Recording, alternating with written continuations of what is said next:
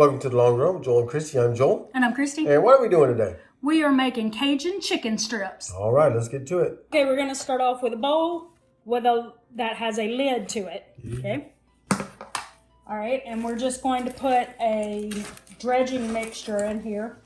So we're going to start with 1 tablespoon of all-purpose flour, 1 teaspoon of homemade poultry seasoning. We'll link that recipe down in the description for you. Okay, it calls for garlic salt, but as usual, I don't have any garlic salt, and I'm not going to buy garlic salt for just one recipe. So I'm just putting, it says to use 3/4 of a teaspoon of garlic salt. So I'm just going with a half of a teaspoon of garlic powder and 1/4 of a teaspoon of salt. And now we're going with 1/4 of a teaspoon of black pepper, 1/8 of a teaspoon of cayenne pepper.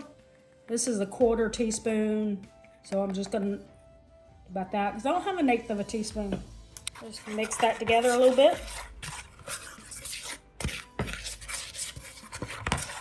The flour and stuff mixed together. And normally I don't measure stuff, but we don't make this recipe that often, so I don't know the ingredients that well. But if you want to see one where I just throw caution to the wind, we'll link a baked chicken recipe that I just wing it. Okay, so that's the dredge.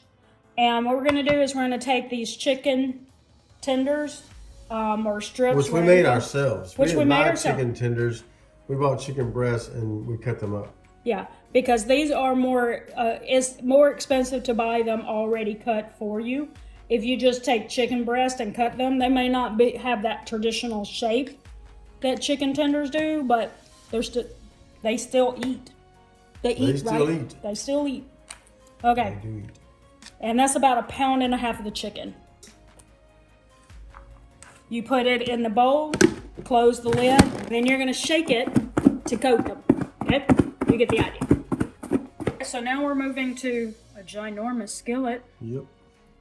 And we're going to heat that up. We're going to melt our butter, and then we're going to start putting the chicken strips into the skillet. And then we're going to let it go about 8 to 10 minutes. And we're just going to put our chicken strips down and cook them for about 8 to 10 minutes. We will show you the finished product when we're done. All right, so there you have it. That is the finished product right there. With a little garnish around it, some veggies and some mashed potatoes. And I made a little gravy from the drippings from the frying of the chicken strips. And yeah, because we like gravy. Yeah, and they're good. And those are roasted veggies that we just took out of the freezer and put it on a pan and roasted it up, and then we have our chicken strips. That's it. All right. So drop us a comment below. Let us know what you think of the recipe, if you might try it, or anything you might do to jazz it up. I don't know. You know, drop us a comment. Let's know what you think about it. Is that okay? Yeah, you looked like you were just like, I don't know what to say. I don't.